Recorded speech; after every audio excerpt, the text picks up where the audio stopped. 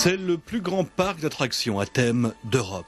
Disneyland Resort Paris, anciennement Euro Disney, mais le préfixe Euro, manquant manifestement cruellement de magie, a disparu en cours de route. Avec ses deux parcs à thème, Disneyland et Studio Disney, sa base de loisirs, son golf 27 trous, ses 7 hôtels à thème, il est l'une des toutes premières destinations touristiques d'Europe.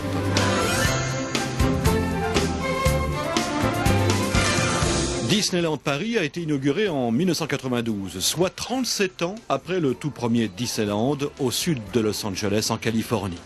Depuis 1992, 160 millions de visiteurs se sont rendus à Marne-la-Vallée pour découvrir l'univers enchanté de Walt Disney. Disneyland Paris emploie 12 300 personnes. Il est le seul parc européen à rester ouvert tout au long de l'année. Il n'y a pas de saison creuse, pas d'intersaison pour Mickey et ses amis. C'est un royaume qui s'étend sur 1954 hectares. On y accueille 12 millions de visiteurs par an, on y sert tous les ans 30 millions de repas et l'on y vend chaque année 27 millions d'articles. Le parc hôtelier propose 5 800 chambres, sans compter les 2 374 chambres des chaînes hôtelières privées qui se sont installées à proximité. Le parc est à l'image de l'Amérique, immense, ambitieux, inventif, créatif, mais aussi sans doute prétentieux et insolent. Il est vrai que l'arrivée en Europe de Disneyland en 92 a été un véritable raz-de-marée, notamment médiatique et promotionnel. Un investissement colossal, campagne de communication colossale. Déficit colossal aussi. Contrairement à la plupart des autres parcs du vieux continent qui ont commencé petits avant de grandir progressivement, Disney a investi massivement d'un seul coup. Le parc frôle la faillite à plusieurs reprises, la dette est abyssale, les banques tirent la sonnette d'alarme. En voulant appliquer en France les mêmes méthodes de gestion et de management qu'aux États-Unis, Disney a peut-être fait une lourde erreur. La France n'est pas l'Amérique. Pourtant, les Américains savent relever les défis. Et si Jules Verne a rêvé de la Lune, les Américains, eux, y sont allés. La réponse est donc une réponse américaine à déficit massif, investissement massif. En février 2005, la restructuration juridique et financière du parc est une réussite, avec une augmentation de capital de 253 millions d'euros. 240 millions d'euros vont être investis jusqu'en 2008 dans de nouvelles attractions. Récemment, Karl Holz, le président d'Euro Disney SAS, a annoncé une augmentation significative du chiffre d'affaires.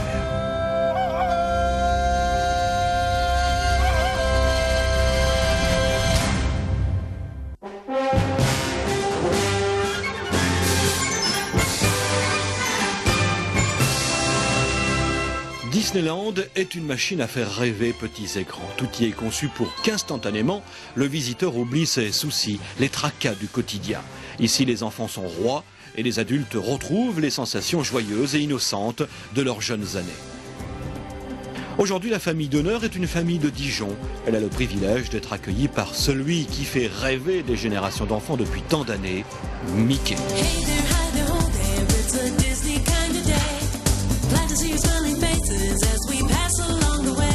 Deux jours minimum sont nécessaires pour découvrir pleinement et sereinement les multiples aspects du parc. Comme dans tous les Disneyland du monde, l'aventure commence par Main Street, la rue principale typique de l'Amérique du début du XXe siècle. Le tout premier Main Street en Californie dans les années 50, c'était pour Walt la nostalgie de sa propre enfance. Mais c'est devenu effectivement une marque de fabrique. Tous les parcs à thème Disney de ce type Magic Kingdom ont un Main Street. Donc ils ont tous un petit peu leur particularité. Celui de Tokyo Disneyland s'appelle World Bazaar et en fait est un Main Street qui est sous une grande cloche en verre qui est couvert parce qu'il y avait des intempéries. En France, on avait le même problème et on s'est dit on ne va pas refaire le coup de la cloche en verre et c'est pour ça qu'on a ces arcades parce que ça permet d'avoir deux arcades, une de chaque côté pour avoir une autre circulation. Ce système était tellement probant ici en France qu'ils sont en train de parler de le faire également en Californie et en Floride sur notre modèle. Il ne faut pas oublier que Walt Disney étant quelqu'un du cinéma, son parc à thème est un peu construit comme un film. Main Street USA, c'est la séquence d'entrée et la séquence de sortie. Qu'est-ce qu'on a dans un film ?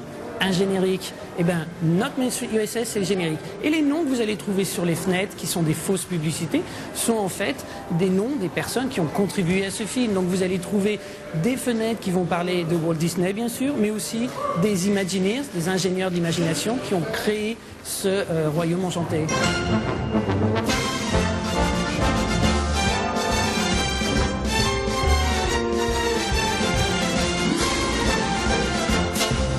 Le parc principal, Disneyland, est constitué de 4 univers différents. On parle ici de Land, Adventureland, Frontierland, Discoveryland et Fantasyland. Chaque land illustre un aspect de la vie de Walt Disney. Et donc ici on a l'enfance de Walt Disney. Plus loin, on va trouver la fascination de Walt Disney pour le passé des États-Unis, à Frontierland.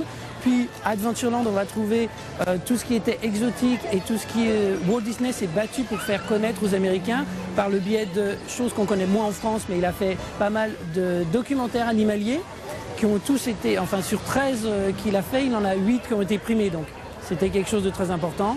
Discoveryland qui représente le côté innovateur de Walt Disney, parce que Walt Disney a révolutionné quand même le dessin animé avec les caméras multiplans, la couleur dans le dessin animé, le son. Il a aussi beaucoup joué dans les transports, les monorails, les trains à vapeur, tout ça c'était quelque chose qui lui appartenait proprement. Et bien sûr Fantasyland qui est le pays le plus Disney possible, puisque c'est ce qu'il a fait connaître, les contes de fées à la sauce Disney qu'on a réunis ici. Et ironiquement, les contes de fées venaient d'Europe, ils sont de retour en Europe.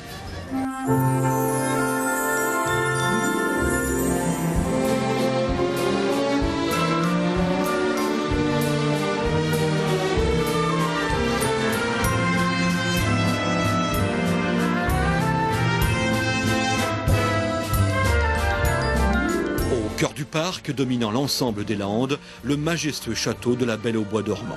Le symbole des studios Disney est inspiré d'un château de Bavière, mais celui de Marne-la-Vallée a d'autres références bien souvent méconnues du grand public. Alors le château, il y a une immense histoire sur le château. La symbolique du château, il faut savoir que Walt Disney, quand il a créé son tout premier parc à thème, le château devait être en fait tout au fond du parc pour que les gens aient envie d'aller jusqu'au bout du parc. Puis finalement, pas au dernier moment, mais quasiment, il a décidé de le mettre plutôt au milieu pour le mettre mieux en valeur. Et il a tellement bien réussi que maintenant, le château, c'est la marque de fabrique Disney. Même si vous regardez un film Walt Disney Pictures, vous allez voir le logo du château.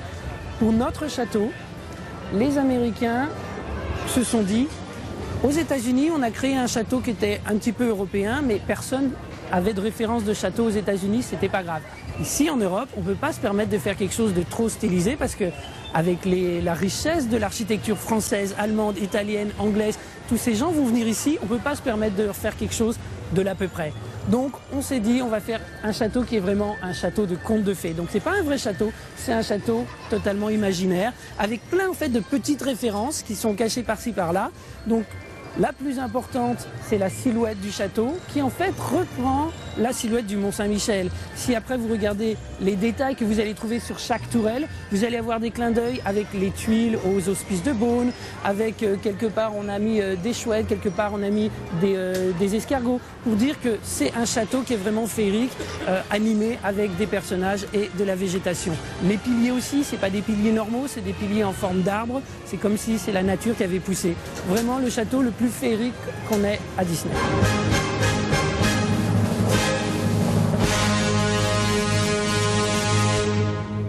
Magie, rêve et sensation.